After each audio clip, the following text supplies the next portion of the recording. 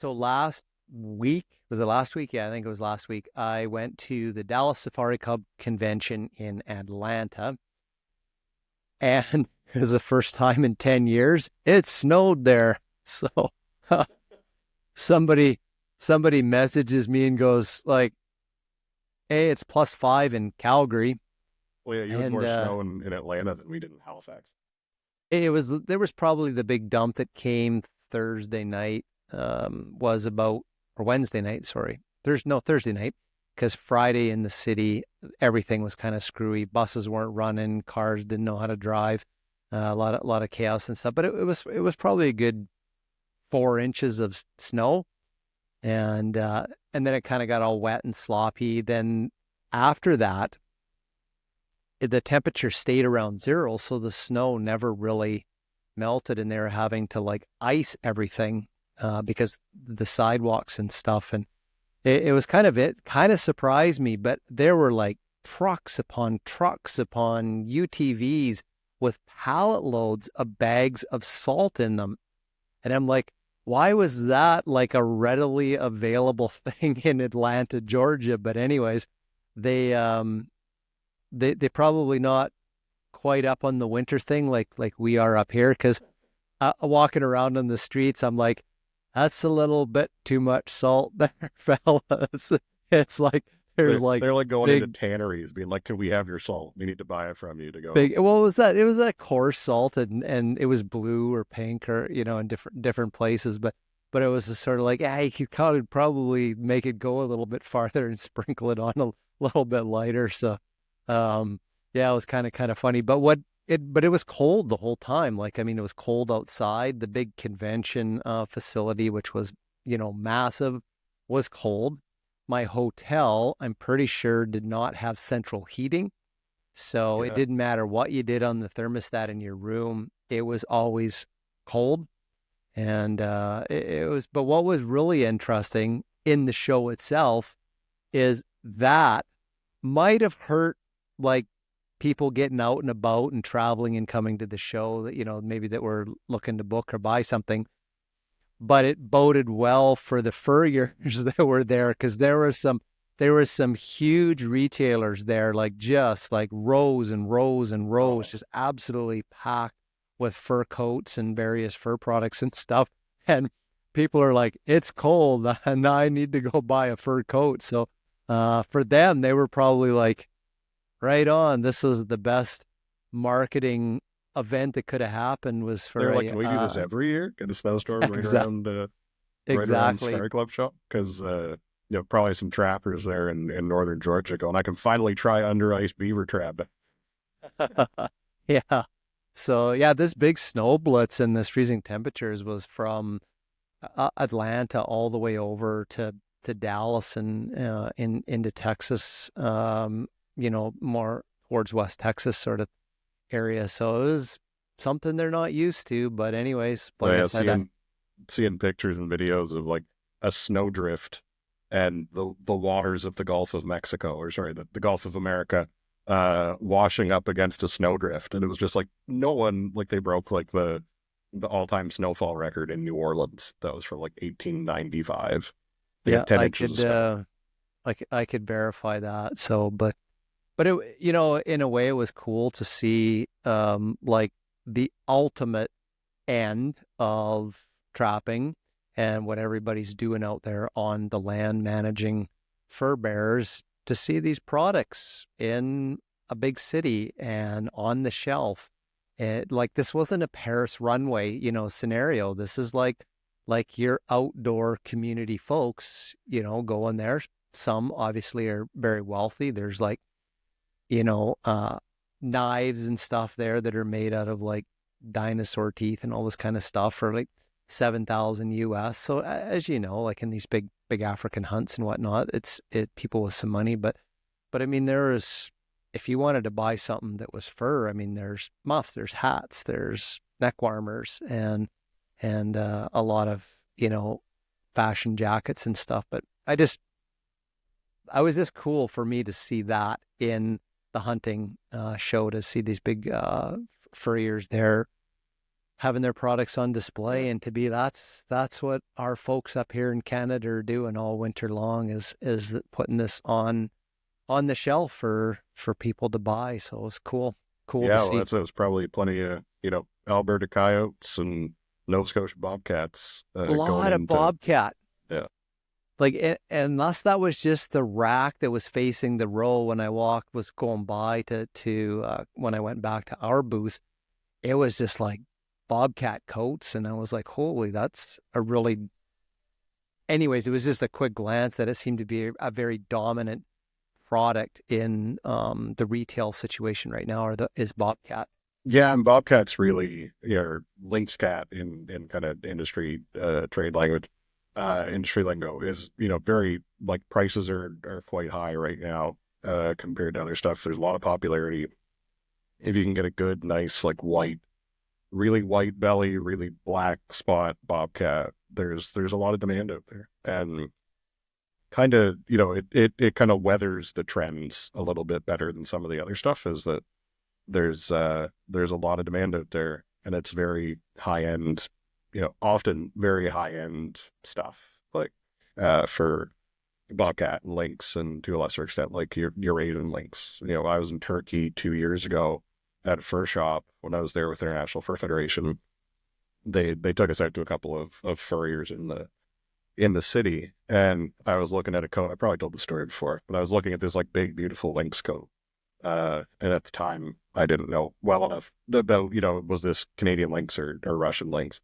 But, I'm looking at a big, beautiful full length coat, and there's a tag, and I turned the tag over, and it was like 120,000 euros. So I took a step back from the coat and went, oh, I'm not going to touch that anymore. with your milkshake and your hot dog with mustard and ketchup or whatever. Hey, how much? Hey, Whoops. how You got any much is hand this? sanitizer? But there is demand out there for some of Oh, this stuff, and yeah, yeah, it's great to great. see a whole another community. The outdoors community is something that I spent plenty of time around kitchen tables and bar room tables talking about how do we get more people in the outdoors world, more hunters, more anglers interested in fur and wearing fur, right? And it Yep. doesn't have to be a full length coat, especially not in Atlanta, but a trapper hat, a trooper Garcia B style hat, pair of mitts for people that snowmobile, pair of gauntlets. Great way to stay warm on snow machine for all day. Just, nice pair of beaver gauntlets or seal gauntlets or coyote gauntlets. Anything you can imagine, there's someone out there that will make it for you. And I'll throw a little to add to that. I'll throw a little plug in as well. So I took a red fox that I got two winters ago off the line, and I sent it to further north in Furrier in Ontario, and made me a fur hat, and I actually gave it away to my son for Christmas, and kept it like, rather than shipping it off, and it just like what I would have got for it in the grand scheme of things versus created something, got him to create it as well, like it's local economy stuff, and then someone gets to wear it. That was pretty cool. So great hat, great product, great you know Yeah, and, construction and Eric of at this. So Further North, I saw him last week in North Bay. Further North is an FIC member, by the way. But saw Eric, and he had some beautiful stuff there. They've got their tan and sew combo, they call it, where you can send your furs in, get them tan there. They'll turn them into mitts or into a hat. Whatever blankets I think do as well. You can get done through tan and sew too. So for folks that want to, would like to enjoy their own fur, it's a great option. And I got to say, Eric is also a great follow on social media. Always putting out some great stuff on he Instagram. is, and I know he listens to this show in his shop or whatever. So fine for the north, 5 stars from me for the fox hat. So top of the story items we want to cover here. We said a couple of episodes ago we would come back to this if there was more news on it, but our famous, infamous anti-hunting, anti-whaler, anti-fur animal rights activist Paul Watson, who was arrested in Greenland and was detained there for extradition to Japan to face charges of uh, craziness on the high seas in the Antarctic region. We have an update on that story. Yeah, we do have an update, and unfortunately, it's an update that probably won't bring a smile to many folks' faces who are listening. The Greenlandic authorities did make the decision. I think it was just before Christmas to release Paul Watson and not extradite him to Japan to face the charges that the Japanese government had brought to him under the Interpol Red Notice. And I think he was headed back he lives in France. He was heading back home. So, a chance for justice missed, maybe. I think that it'll be interesting to see if this maybe keeps him at home a little bit more, keeps him out of the hair of the good folks in Greenland. They got enough going on right now without Paul Watson. So, it's unfortunate that folks like Paul Watson are able to do all the things they've done to hurt livelihoods and hurt people's not only their pocketbook but hurt their communities and get away scot-free. But at the very least, he spent a couple days in jail thinking about what he did. So yeah, I would probably put money on it that it won't change anything, and he'll just carry on as business as usual. So wasn't Greenland Denmark the only country that would grant him whatever it was in order to put your ship to port? Like your ship has to fly under a national flag, right? Or else you're considered a pirate on the open seas. I think he would rather be considered a pirate with his. Well, I guess he's not with Sea Shepherd anymore. He used to have the stupid Sea Shepherd flag. But you would have nowhere to park your boat. Yeah, so I don't know where the Captain Paul Watson Foundation. I don't know where their stuff is registered nowadays, but yeah, I mean, I think that it shows that these red notices, like these Interpol red notices, do have some teeth to them occasionally, and he got off this time, but it's nothing to say. And I remember this being discussed at the time is like if he's getting on a plane and flying to Reykjavik on the way back to France, he might get picked up again in Reykjavik. You never know. Okay. So all of the countries that are signatories to the convention theoretically are supposed to arrest him upon arrival. So okay, interesting. Yeah, I don't think the French authorities are gonna. Trump will get him. maybe that's what we got to wait for. We'll see. But yeah, so I think hopefully this is the last we ever hear of Paul Watson. But yeah, it's unfortunate. I did a lot of crazy stuff to those Japanese vessels, ramming them in the open ocean and whatnot. So I think Japanese government's probably not going to give up either. But anyways, I'm just hoping he doesn't show up on the front in Newfoundland. Yeah, I dare say he will not show up in Canada anytime soon. If he does, I think he might get an even less welcoming, even less of a welcoming committee than he did in Greenland. So, or hopefully more of a welcoming committee, maybe if you look at it that way. Yeah, we've just got this whole issue of take these criminals in and book them and then put them back out in the street the next day. So I think maybe Canada might be on his radar screen, but we'll hopefully not. Don't hang out with Elizabeth May. I think maybe the local justice would probably fix things long before the media knew about it. Anyways, you want to talk about Fur Harvesters Auction Convention coming up? I've been seeing some emails locally coming out that our fur harvester fella locally has shipped out his first big shipment for the year, and so happening. Yeah, so I was lucky enough to head up to North Bay last week for their convention. at For Harvesters Auction. This used to be an annual event, but this was the first one they've held since COVID. So there were a lot of folks looking forward to getting the convention back underway. There were folks from all over Ontario were there. There was quite a contingent from Quebec as well, who came across from Abitibi. So there were some great demonstrations and great vendors in place. All the pretty much all the trappers councils from around all of Ontario.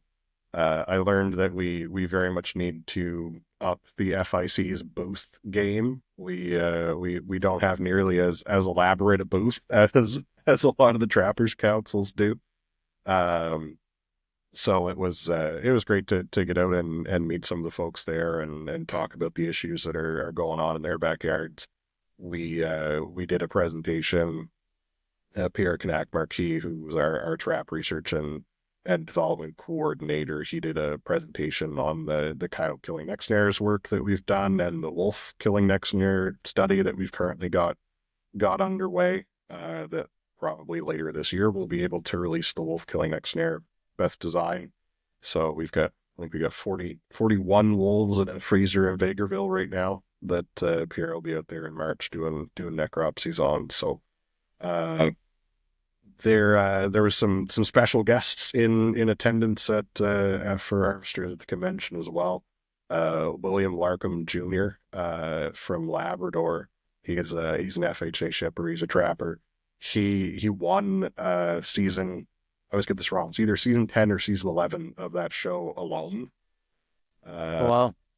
So I haven't had a chance yet to actually watch the show. I've seen a couple episodes here and there, but after getting Makes to meet sense. him and chat with him, Who's going to win a show of being alone in the outdoors for months at a time? Of course, it's going to be a trapper. Oh, exactly. He said that different people. He's got a YouTube channel, Big Land Trapper, and different people that were like getting ready for the show were watching his videos to learn what it was they needed to do for to survive in the wilderness. And eventually he got the call. They were like, well, why would we just bring the people that learned from your YouTube channel? Let's bring you. So it was great to hear about his experience in there. Certainly something that I forget how long he was out there, like 80 some days, I think 84 days alone in the wilderness. So he certainly, he went through, he did a great talk about here's the 10, because he had to bring like 10 things, and he went through, here's all the 10 things that I brought. So was really interesting to hear that, something a bit different. I love going to the skinning demos and the grading workshop and stuff, but to have a bit of a change of pace and hear about something like that, I'm all for more trappers getting famous. So if Absolutely. we can have trappers winning every reality show, that'd be great. Yeah. I mean, to me, it just spotlights the skill sets that these folks have for being in the outdoors and understanding, how their ecosystems work, how wildlife work, and that, that knowledge and those skills extend far beyond just trapping or just survival, to come into play in the world of conservation, wildlife conservation. So I love that. I love seeing that they're out there with like athletes and actors and whatnot. Yeah, exactly. You see the probably folks on those kinds of shows, and it's people, like you say, athlete, people that won, ultra marathons and all this stuff, and CrossFit and whatever else. Well, even when Les Stroud used to have his Survivor Man show, right? Like he'd go to these different environments and he would get these local experts come and spend a bunch of time with them. You need to do this. You need to do that. You got to watch out for this. This you can use that. Like where a trapper is going to be like, oh yeah, no, like my grandpa showed me that 50 years ago, right? Been doing that. Like they don't need to get anybody to. I guess maybe if you plunked them down like from the Northwest Territories and said, oh, we're doing this alone thing in the Amazon, and they're like, okay, might be a bit different, but they'd figure it out. They'd be like, oh yeah, it took me like 4 hours to figure out how to trap a boa constrictor, anaconda. They'll find a way. That's Find a way. There's no one that I've ever met that has more tools in the toolbox than Trapper. when it comes to being in Absolutely. the woods. So that was great, and I think as far as I know, they're going to be doing this again next year, next January. They usually hold it right around the or the last receiving date for the March sale. Okay. So there was a lot of fur coming in through the door, which was great to see. So Fantastic. hopefully Fantastic. plenty of stuff on the sale for March. Yeah, I'm looking forward to hearing about the March sale and especially the countries that come here. Of course, everybody right now is kind of on edge. What's going to happen February 1st with tariffs?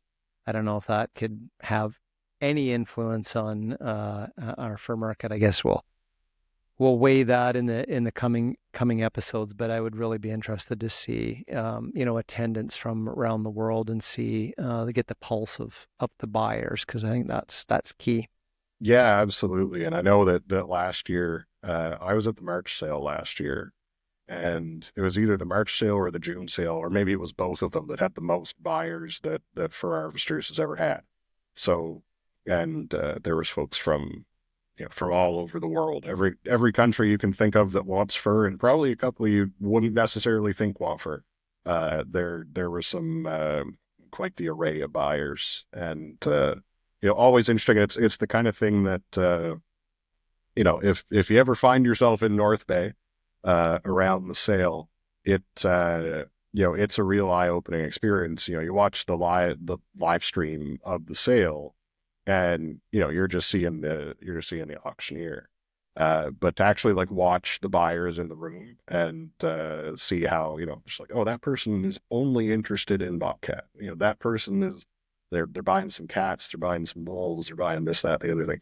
Watching kind of how the dynamics of the room shift, and who by accents and whatever, you're like, oh, this is something that the Italians are really interested in, or this is Oh, okay, cool. somebody from whatever part of the country or whatever part of the world, sorry, is really interested in, and to be able to kind of take that and use that to help build your understanding of what it is that the world of fur is. Like, we've been a globalized industry for a long, long time. Uh, in many ways, probably one of the first, truly global industries. So, that is something that when we talk about international trade and we talk about tariffs and we talk about, what Canada's place is in the world, when it comes to things like fur, we're where people come, it's like it says on the front of the Fur Harvesters buildings, where the world comes for wild fur. Uh, trade disruptions are certainly not something that we hope to see any more of, because we've certainly got enough that we're dealing with right now, as anybody who traps raccoon can attest to. Until things are sorted out to some degree in Ukraine, there just isn't going to be the raccoon market we used to have, because Russians and Ukrainians both really like raccoon fur. So those things, like the different tastes of different people in different parts of the world, those play a really big role in what fur prices look like. And talking about Atlanta being cold, one of the biggest drivers of, or determinants of, the fur market is how cold is it in northeastern China. Is Oh, it okay. is it cold Okay. in northeastern China? If everybody in northeastern China is cold, they're going to be out buying fur coats. So Yeah. Yeah. it's there's a lot that goes into that number beside the top lot. Well, the trend could be Georgia and Louisiana and Texas. That's Oh cold. yeah, There's snow there, then people want fur. That's who knows if that's going to be a trend that carries on. So I mean, I love hearing like the stats around like the buyers being here, record number of buyers, and maybe we should later this year look at getting some hard numbers around that, and I'll get some infographics and stuff built around that yeah, narrative, for sure. because the number one thing that I'm seeing in the anti-trapping worlds and campaigns is this narrative that they're building around, oh, we don't need trapping anymore because demand for furs is declining, and it's just like a hobby. And these sorts of stuff. So they're really trying to downplay it. And what I'm hearing from you and seeing is like, no, it just seems like demand is strong and picking up. And like I would like for us to have that information out there in the hands of everybody that's easily shareable, to basically say, look, what they're saying is not true. Yeah, yeah, absolutely. I'll talk with the folks at Fur Harvesters after the March sale and see what we can put together because it really is. It's really easy when you're the antis because you just make stuff up of like, oh, yeah, Yeah, the world doesn't want fur anymore. It's like, well, no, there's a it's whole just lot of people out easy. there that really want fur. Charles Whitwam from Howl for Wildlife down in the U.S. who work together on a lot of things, and he just says it's easy being an anti-hunter and anti-trapper, like way easier than us because they can just say whatever they want, they can lie, and it's accepted. No, yeah, they can call us child-eating lizard people, and you know we're saying, well, no, we're not child-eating lizard Yeah, and here's people, the and facts and here's the numbers yeah, or whatever, but they just get away with it. and So it's when I used to that's work in politics, the adage was if you're explaining, you're losing. Like if you're the one who has to explain, you're losing. And unfortunately, we spend a lot of time explaining why it's okay to do what we do. And slowly but surely, we're doing a bit more. We're trying to be out there with our message and something that I wanted to really change about FIC when I came on board was like I don't want people to have to come to us for information. I want us to be putting information out there and information and setting a narrative and whatever so that it's let's let them explain why we should get rid of trapping instead of them just saying we should get rid of trapping and yeah, us having to yeah. explain, because if they have to explain why we should get rid of trapping, their answer is, well, like at the end of it, underneath all the layers of pretend is just, well, I don't like it. Yeah. Right? Like that is the justification, is I don't like it. Or it's a great business to be in to make money because people like to send us hard-earned money because of these narratives that we engineer. So we all know that happens. That was the huge driver behind the anti-sealing campaigns that Canada went through and decades ago, right? Like it was a business opportunity that some organizations saw, and we've seen all kinds of things about these offshore bank accounts in these like weird little countries of the world, and like it wasn't legit. Um, FICAGM, give folks an update on that. Yeah, so we're looking forward to heading to Edmonton, Alberta for our AGM later this year. It looks June, like in June. Yeah, it'll be the week of the 9th of June. So folks, cool.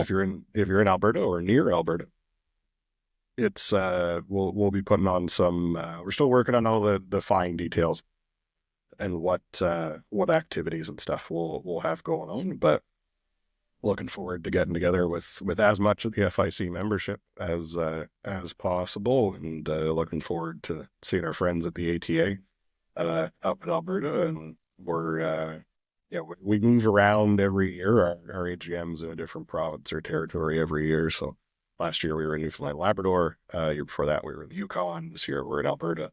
Haven't figured out yet where we're going to be next year because I'm still working on this year, but it's it's good to be able to move around and hear from different folks. It's travel isn't cheap anymore.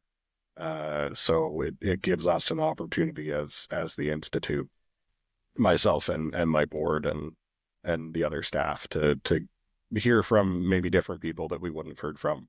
I think that there'll be a lot of different faces at the AGM in Edmonton than there were at the AGM in Corner Brook, certainly. So Absolutely. And the conversations, what you learn becomes regional, which I think is incredibly valuable. And yeah, I'll put that in the calendar and yeah, we won't be that be far from you. So no, I'd be happy to come up there if I'm allowed. yeah, absolutely. I'll Not sneak you in. Don't worry. not banned at the door. Do not let this man in the building. So that's awesome. So Edmonton in June, tentatively mark that in your calendar, folks, and yeah, hopefully we'll see you up there. And hey, maybe we'll do like a live podcast We up could there. do a live podcast. I You know, hadn't we can thought of get that. pull some different people in and whatnot. I think that would be Yeah, that'd awesome. be I a lot don't of know fun. if there's ever been a live podcast in the field of fur and sealing and trapping like there is with the hunting ones. So, Yeah, that's a good question. You know, I listen to enough podcasts because I spend way too much time listening to podcasts. You know, from like the Delta Waterfowl Expo, and they're like in a truck on the show floor doing yeah, live podcast. yeah, well, yeah, let's plan on that. Let's do something. So, and we'll pull some people in that walk too close to the aisleway. We'll pull them in and stick a headset on them and make them talk about trapping and sealing and Yeah, we'll find conservation. So some of the colorful characters that are in the orbit of FIC, and there's no shortage absolutely. of those for sure. So you wanted to give an update on the FIC's online fur promotion campaign? What's that? What's that? What's that Yeah, all so kind about? of to back to the earlier point about us being out there and actually talking about our message and talking about fur. Um, Last year we absorbed, I think I've talked about this before on the podcast, but we absorbed a kind of sister organization, the Fur Council of Canada. And traditionally, kind of there were two national organizations, the Institute and the Council. And the Institute really represented upstream from the auction house, you know, trap manufacturers, uh, things like that, you know, and working with Canada Mink Breeders Association, Canada Fox Breeders Association. And then below the auction house, you had the Fur Council, and they represented skin dealers and dressers and dyers and manufacturers and retailers and designers and artisans. So we absorbed them last year, or I guess 2 years ago now. It's in 2023.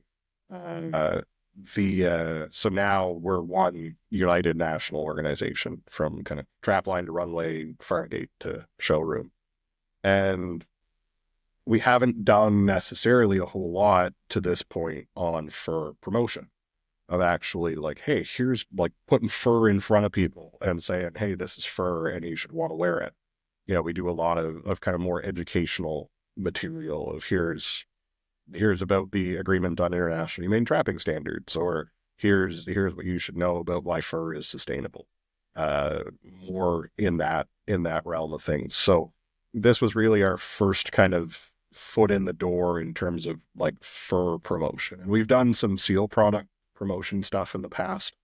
We had support over the years from the federal government to really promote seal products. So we said, what can we take from our kind of lessons learned on the seal products front? Because on seal side, we're promoting seal skin products, but we're also promoting seal oil products for people and pets. So it was a bit broader in scope. But we did a campaign last year on Instagram with pet influencers, which were a thing I didn't know existed.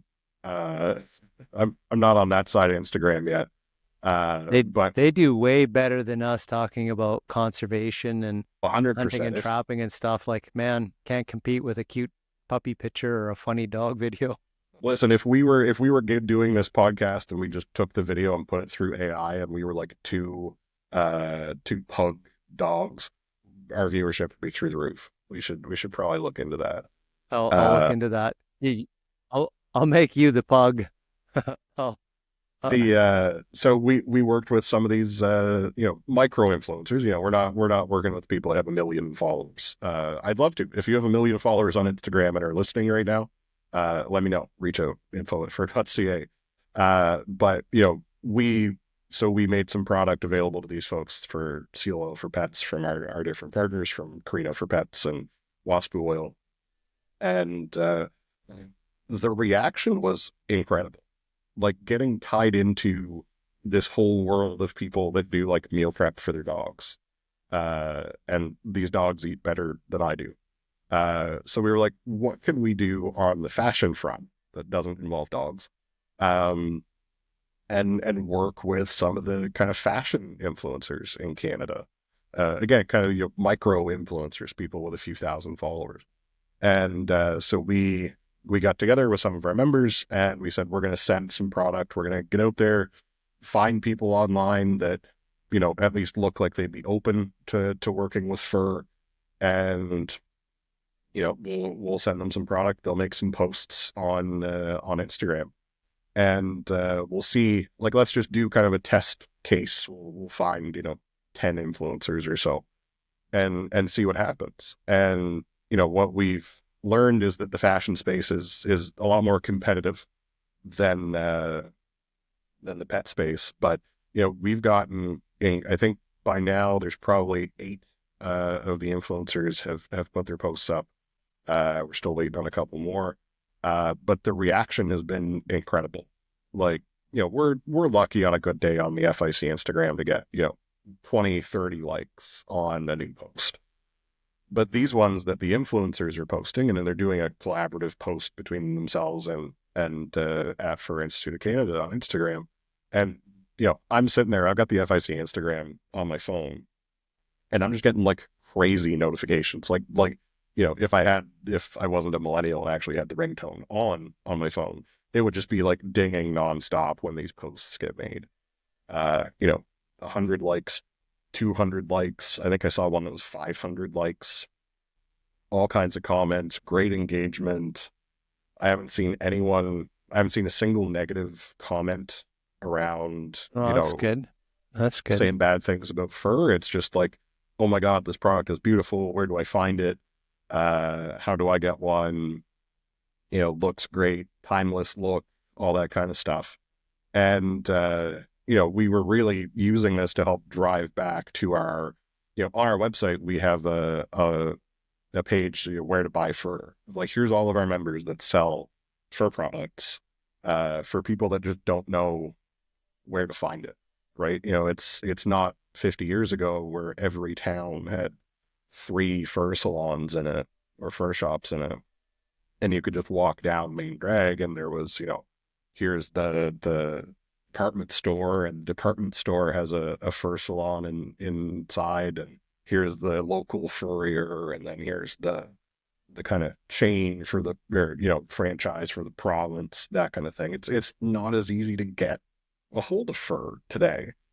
So, we wanted to make this available to folks of, if you're looking for fur products, go online here, and click here. If you're in Edmonton, here's the folks in Edmonton you can go see. If you're in St. John's, you can go see our friend Jen at Natural Boutique, go see Darren at Always in Vogue.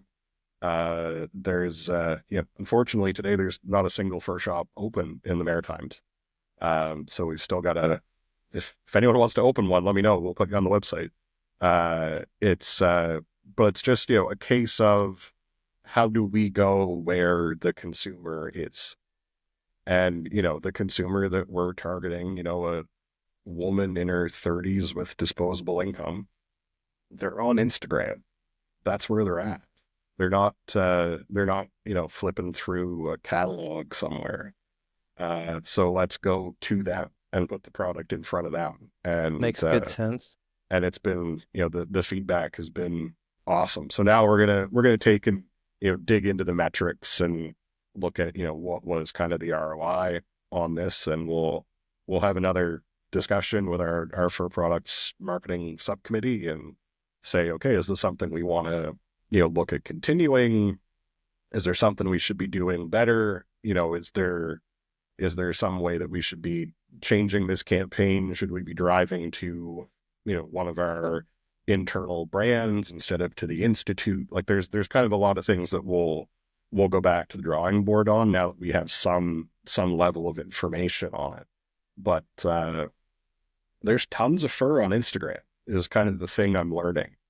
A lot of the folks that we've worked with, a lot of the influencers we worked with, they wear a lot of vintage fur, that they got at thrift shops or Facebook Marketplace. And, to put them in now a new fur product opens a whole different world to them, because they say, like, you can go and shop. Like, if you're, especially if you're somewhere like Montreal that has a lot of different fur shops, you might get introduced to fur through uh, through vintage, but maybe you're not finding quite the right piece for you in the vintage stores. Well, okay, great. Go down and see one of the fur shops and see what they've got new. Maybe you'll find what you're looking for, or you can get something done custom, or buy a vintage coat, get them to remodel the vintage coat into something a bit more modern, a bit more contemporary. The potential is kind of endless with fur. Is the thing that I've come to appreciate more over the last couple of years working at the Institute. There's a lot you can do with fur, and a Absolutely. lot you can do that looks really cool. Absolutely. And functional. That's what I love about it. You get it in the right spot, and the whole thing we were talking about when it's cold and being warm, it's like, yes. So that's all. I mean, it's good you're talking about this and making folks aware of what the Institute is working on. And this is like an area that I know folks, my age and up or whatever, just kind of like, I don't have anything to do with all that or whatever. But it's the leading front. It's the leading edge of where people are educating themselves or informing themselves, where they're buying stuff, where they're looking for things, for trends, how people are making connections, both personally and businesses.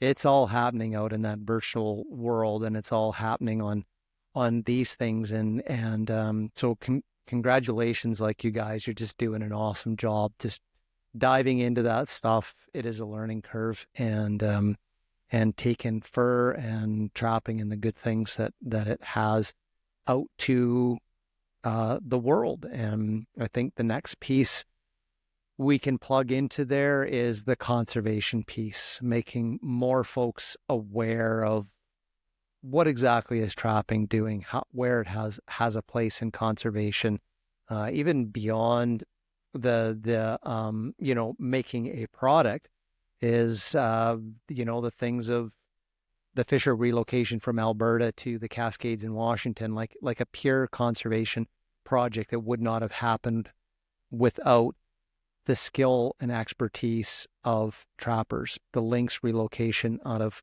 British Columbia that took place. Again, these are like side things, but they're critical parts of why trapping needs to stay alive, because they're contributing to conservation. And I would love to be able to push those out into more places, so that the average citizen on the street is seeing the connection between trapping and habitat management, and things like reintroduction of species. So Yeah, and I think that's the thing that if there was any one message that I could beam into everyone's head, other than just buy fur, that's probably the first one.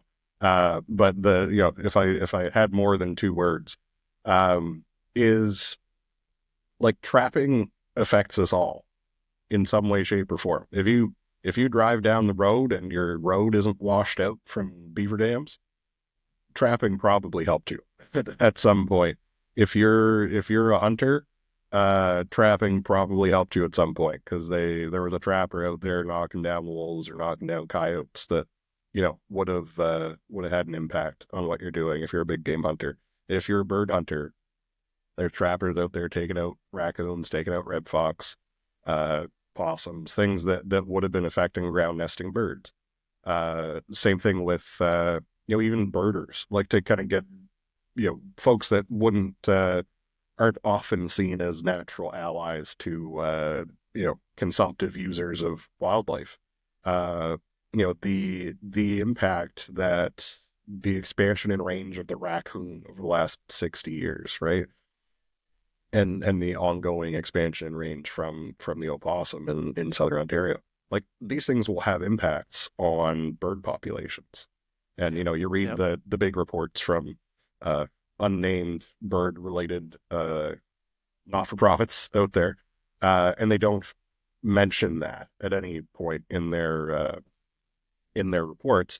But you go to somewhere like Delta Waterfowl, another FIC member, shameless plug. You go to Delta Waterfowl, and they run a trapping program, and they run a predator control program in the prairie pothole region. Yep. And Yep. there's a real tangible impact on duck production if and when there's control on things like raccoons. And it's so for just about everybody, you can find a way to connect back to fur. And it's, how do we, and it's easier, so much easier to support trapping than it is to support a lot of other activities, because you can just go buy fur.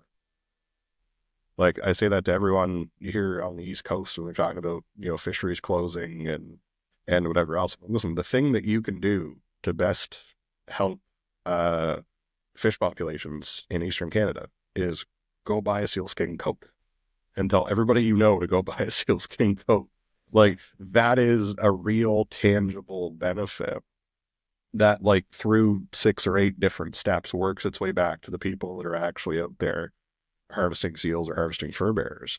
Absolutely. And if we had, I talk a lot about how raccoon prices are down because we can't get into Russia and Ukraine. Raccoon is a great product. Like, it's nothing about how raccoon, it's not a comment on raccoon. We're not sending crap to Russia. Raccoon is great. It's just hasn't been as in trend in North America in quite some time. But you can get a beautiful raccoon coat. And given the price of raccoons right now, you can probably get a beautiful raccoon coat for maybe not quite the same as that €120,000 lynx coat, right? There's something to be said about, looking at what's out there in the market, and, not everybody is buying a full length fur coat, right? That's not in everybody's, certainly not in my will, in my financial capacity right now. There is a reason I jumped away from that lynx coat. But a pair of mitts or a teddy bear or something, even to get, if your mother or grandmother or whoever, being the ladies out there, had a fur coat and it's in the back of your closet somewhere. There are people out there, great skilled furriers that will take that, old-fashioned coat and turn it into something modern and new and contemporary. And, every coat that gets made, or every coat that gets remodeled, I should say, there's likely also some new fur going into that too. Remodeling of old coats isn't the end of trapping, because we're taking something that was doing nothing and we're just adding in some potentially some new fur to turn that into something new. And then we've got another person on the street wearing a fur coat. Yeah. And walking down the Absolutely. street and everyone going, "Whoa, look at that coat," right? Like, If you are on social, sort of speaking of contemporary look, if you are on social media, about 2 weeks ago, Pierre Poilievre, leader of the Conservative Party, was in British Columbia, meeting and greeting people, and he had a coat that was absolutely gorgeous. It was like kind of like a fleece, waist length jacket, where the top half was sealskin, the bottom half was kind of like just a black fabric. Then on the back right shoulder was a piece of seal that was dyed red, that was the Canada maple leaf on the shoulder embedded in the gray part of the seal. Like, very, very contemporary, almost like sports coat, like a team jacket sort of look to yeah, it. The only thing it didn't have was like, a number on that, or a team crest or something like that. But super contemporary, very cool. yeah. I mean, so I many want to get people. a dress vest made once here. So Yeah, I mean, so many people, when we think of fur coats, and I'm guilty of this myself, is we think of fur coats and we think of a grandmother. Without fail, you will think of a grandmother wearing a full length brown mink coat. Like, if you stopped 1,000 or 100 people on the street, you're doing a Family Feud. You stopped 100 people on the street and you said, "Describe a fur coat to me." It's a full length brown mink coat. And if you are listening right now and you have a full length brown mink coat and you love it, that's awesome. But there's a lot of people that's not their look. And the thing is, there's so much more to fur than that. There's so many more options. Even, you can go as big or as small as you want. Something that that's I've seen in a few different places is, a men's leather jacket even, and just the collar is mink or sheared beaver or something. I'm kind of a hillbilly, so I wear I wear an beaver RCMP hat, and I get a pair of skunk gauntlets and whatever. But there is, for whatever your fashion tastes are, you can be like me and wearing great big bulky skunk gauntlets and your RCMP hat, or you can get something that's modern and contemporary, looks good, leather and fur or shearling and fur, that really will help you look better to whoever it is you're trying to look better for. No, it's awesome. Good, good points. Get incentive to get the consumers out there, and I like that. It's like if you want to support trapping, just go buy some products. That's the best thing that you're asking folks to do. So that's great advice. I got two little things to tack on at the end here to bring people up. So our friends in Alberta, the Exposed Wildlife Conservancy, like, folks in the West know about them. A lot of anti-trapping films trapped in the past.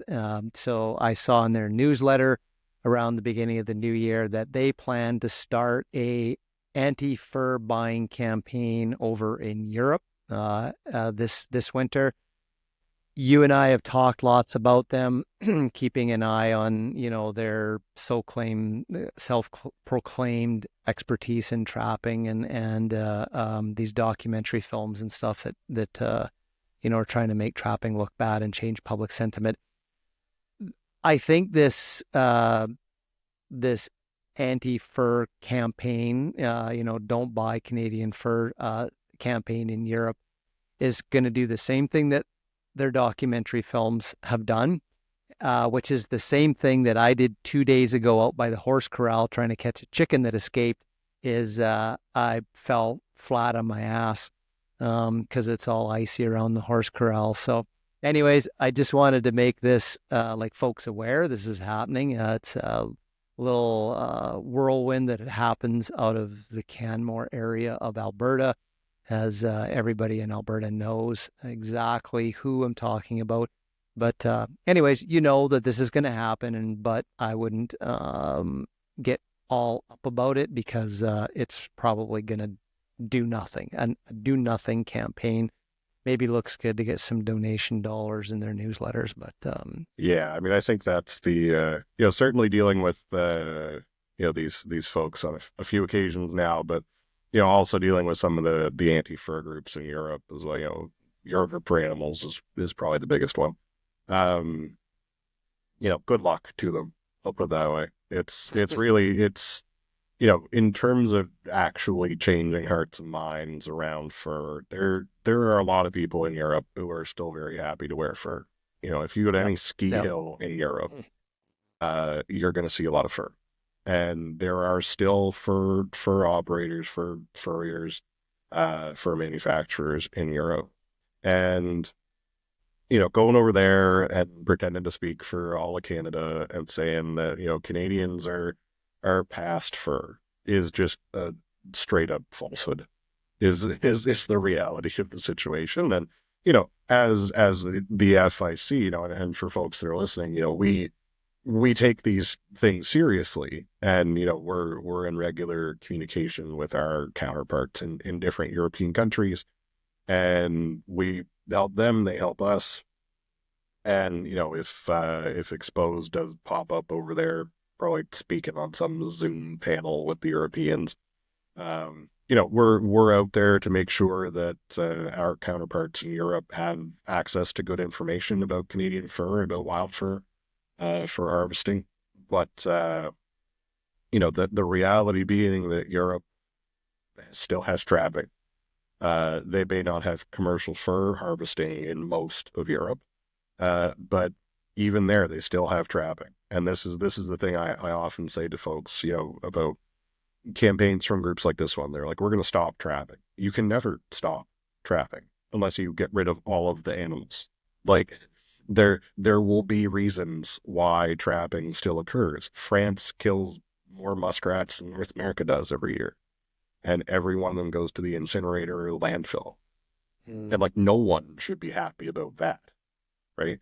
The Europeans whose tax dollars are paying for that to happen shouldn't be happy about that. We shouldn't be happy about that because that's a lot of good quality fur that's not getting used. And we just saw in Europe not long ago the wolf got downlisted under the Berne Convention. So like there will now be ostensibly at some point in the not too distant future, organized harvests of wolves in Central and Western Europe. Yeah. Where are they going to go to learn about trapping wolves? They're going to come here, and They're going to come here. They're going to ask Canadians, how do we deal with wolves? So there's, I think even in Europe, the tide is starting to turn against these anti-groups that, these groups that are just exist to oppose something. And this is something, conversations that, often get had here in North America as well. It's like, if your group exists only to oppose something, like, what are you actually doing? It's not 45 years ago when, Canadian Federation for Humane Societies was actively engaging and participating in the Trap Research and Development Program. And the Federal Provincial Committee on Humane Traffic at that point. And then after the FIC got created, one of our first, I think he was our first executive director, Neil Jotham, at the Institute. Neil had been executive director of Canadian Federation of Humane Societies, because at that time they were interested in actually improving humane trapping. Now they just try and get rid of trapping and get rid of fur farming and get rid of all the stuff. And they slowly over time morph into these groups that exist only to oppose, never to improve. Yeah. Well, I think one of the great things that, the Institute's done is you've certified the components for these killing snares, because they're really the thing that seems to be in the anti-campaigns right now, especially the narrative that's coming out of, the folks in southern Alberta there. And it just goes to show, we've got science around it. We've got the expertise on putting these things out here, and they are now proven, efficient, humane, high-tech, humane killing tools. And that, I think, is been amazing that the Institute has pursued that and has got that done. Like you said at the beginning of the show, we'll see wolf stuff later this year around that, because that's really put the facts in front of some of these campaigns around what they're trying to say snares are and snaring is. We just have a little bit more information to basically kind of say, like, no, what you're saying is not true. So that's huge. That's a huge thing that you guys have done over the last few years, and I think that's going to serve the industry very well here in the near future. Yeah, I mean, I think that it bears repeating too that the investments in humane trap research, development, design, and certification through the Institute over the last 42 years, I think now.